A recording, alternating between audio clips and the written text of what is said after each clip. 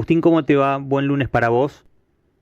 ¿Qué tal, Nacho? ¿Cómo estás? Un gusto saludarte. Gracias por el llamado. Lo mismo, gracias por atendernos. Bueno, Agustín, en principio me gustaría, vimos el video, casi 20 minutos, con mucho dato histórico, también con un replanteo, me parece desafiante en esta fecha, pero contanos qué es lo que se propusieron o qué es lo que te propusiste vos a la hora de hacer este video, más allá de, obviamente, de que se conozca la historia completa, ¿qué crees que había que marcar y que no se había marcado antes de este tema? Mira, mi voz es la de una persona que nace en 1989, o sea que vive toda su vida bajo gobiernos democráticos, que por lo tanto no tiene ninguna responsabilidad concreta en lo que hizo a la tragedia de los años 70 y que sin embargo entra en contacto con esa historia a partir del colegio secundario. Cuando yo entro en el colegio secundario, llega el kirchnerismo al poder con un origen de votos muy escaso porque, si hacemos memoria, Menem se baja en segunda vuelta.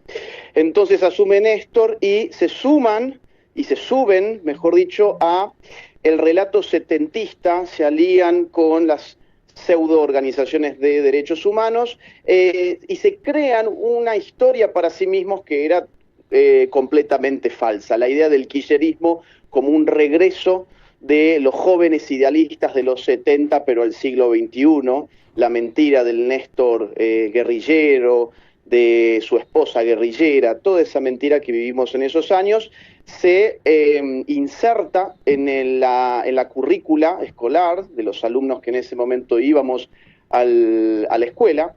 Y bueno, yo mamé una historia bajada por el Estado argentino que era esencialmente incompleta y que estaba distorsionada. ¿Por qué? Bueno, por muchos asuntos. En primer lugar, porque borraron de la memoria histórica el accionar de las organizaciones terroristas, organizaciones que empiezan a pulular en la década del 60, que son entrenadas, financiadas y impulsadas por el régimen castrista, o sea, por el socialismo cubano, que se entrenan en la isla, que reciben armamentos en la isla y que vuelven a la Argentina para hacer su propio golpe de Estado. Las organizaciones terroristas tuvieron un poder de fuego inmenso, inmenso.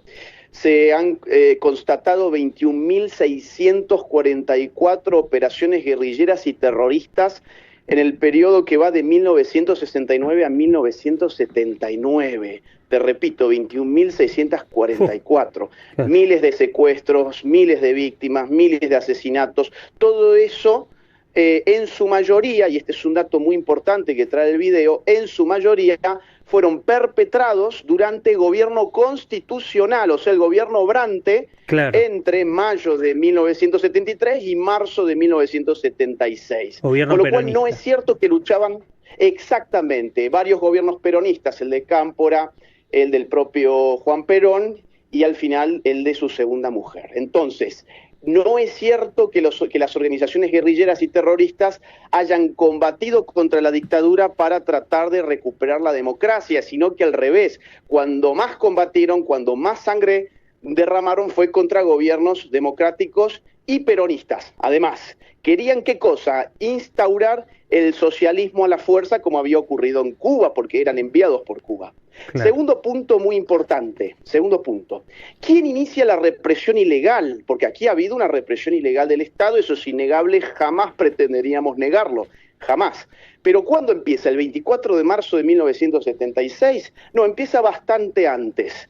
Empieza durante el gobierno constitucional anterior al 24 de marzo. Primero con la creación de la AAA, una organización paramilitar asociada al gobierno peronista, luego con los decretos de aniquilamiento de febrero de 1975 y luego octubre del 75 que ordenan literalmente aniquilar a los elementos subversivos, primero en Tucumán y luego en todo el país.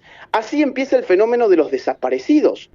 De hecho, la CONADEP ha hablado de más de 1.100 desaparecidos anteriores al 24 de marzo del 76. ¿Por qué nunca supimos eso? Bueno, porque es que no encajaba en el relato historietístico del kirchnerismo. Esa es la realidad. Ellos querían imponer la idea de que todo había empezado en una fecha en concreto y lavarse las manos de cualquier tipo de responsabilidad, porque aquí hay que abrir el panorama. Aquí no podemos contar la historia conforme a una ridícula teoría del demonio único. Aquí ha habido múltiples responsabilidades y la clase política argentina ha tenido también responsabilidad. ¿O quién firmó los decretos de aniquilamiento? Claro. ¿Quién instruyó al ejército para combatir con métodos ilegales a la subversión y a las guerrillas? ¿Quién designó a Eso Videla? es lo que plantea, ¿no? Claro. Exactamente. ¿Quién designó a Videla? ¿Quiénes apoyaron el golpe? Porque te cuento, esto es algo que parece un poco contrario al sentido común, esto no viene en el video, pero te lo cuento como dato que es interesante. Hasta el Partido Comunista apoyó el golpe del 24 de marzo del 76. Claro. El Partido Socialista le dio a grandes cuadros al gobierno militar que se incorporaron en la gestión gubernamental. Por ejemplo, el socialismo tuvo a Américo Scioldi como embajador, por poner un caso. Y la Unión Cívica Radical tuvo más de 1000 intendentes, tuvo intendentes a lo largo y ancho del país durante el gobierno dictatorial. Entonces, aquí no se trata, insisto, de reivindicar a las Fuerzas Armadas, el accionar ilegal. Acá es simplemente memoria completa. Abramos el panorama, olvidémonos por fin del relato kirchnerista. Está perfecto. Agustín, tengo pocos minutos porque lamentablemente no pudimos dar con vos antes, pero no quiero dejar de preguntarte justamente esto, porque a partir de la difusión del video ya hay gente que dice, bueno, que estás negando la dictadura, que estás negando el tema de los desaparecidos y que tenés una mirada contemplativa. Contame, ¿qué opinás vos de la dictadura y qué opinás de la represión ilegal que hizo el Estado en ese momento, en ese caso los militares en el poder? Contame justamente para despejar, si es que los querés despejar, tal vez no, pero digo, se ha dicho mucho. Se ha dicho mucho de... Sí. Quien así opina o no vio el video o simplemente es un mentiroso. Porque en el video se remarca una y otra vez que la represión a la guerrilla y al terrorismo fue ilegal, fue horrorosa, bien, y dejó miles de desaparecidos en la Argentina. Ahora, ¿por qué esta gente dice que yo niego a los desaparecidos? Porque yo lo que estoy negando en todo caso es la cifra dogmática de 30.000 desaparecidos. ¿Por qué la niego? Sencillamente porque no tiene ningún respaldo documental. Es una cifra que se impuso propagandísticamente a modo de dogma incuestionable. ¿Cuáles son los datos que tenemos sobre la cantidad de desaparecidos? El primer dato importante apareció con la publicación del Nunca Más, el libro de la CONADEP, que recopiló 8.961 casos. 8.961 casos. Luego ese listado se fue depurando con los años, lo depuró, por ejemplo, el kirchnerismo en la Secretaría de los Derechos Humanos con Luis Duhalde a la cabeza, y luego lo volvió a hacer en el año 2015, el mismo kirchnerismo, arrojando un dato final de 7.300 entre desaparecidos y ejecutados a la luz pública.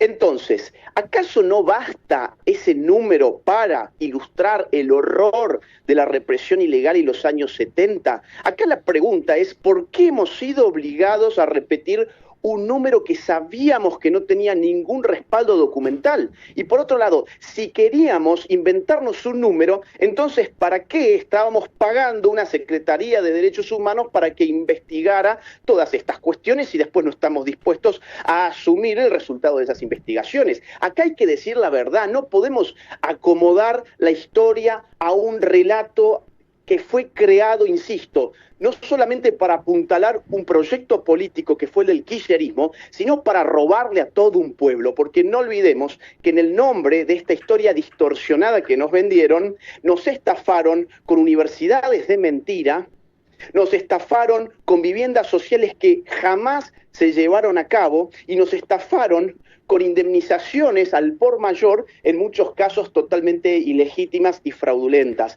Entonces, atrás de todo esto también ha habido un enorme negocio que fue el negocio de los pseudo derechos humanos. Agustín, la última cortita te pido. Vi que el presidente retuiteó muchos de los comentarios y de los videos que surgieron a partir de este video que publicaste vos. Lo hablaste con él, estuvo de acuerdo, imagino, con con esta publicación de Casa Rosada. En realidad, si la publicó la Casa Rosada, doy por hecho que sí, pero digo, ¿hablaste con él está totalmente de acuerdo con vos?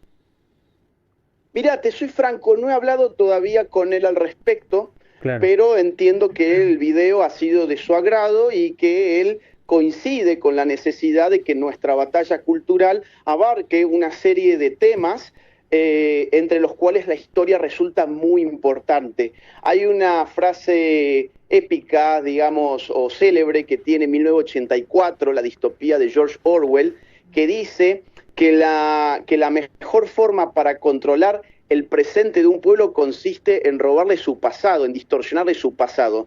Nosotros que queremos devolver la libertad a los argentinos, queremos por lo tanto abrir el debate para que la gente con libertad pueda investigar algo que ha faltado en la Argentina, incluso en el ámbito de la historia, libertad para decir la verdad. Estuvimos condicionados durante mucho tiempo a ser parte de un relato mentiroso sobre nuestro pasado, con arreglo al cual no solamente condicionaron nuestro presente, sino que pretendían robarnos nuestro futuro.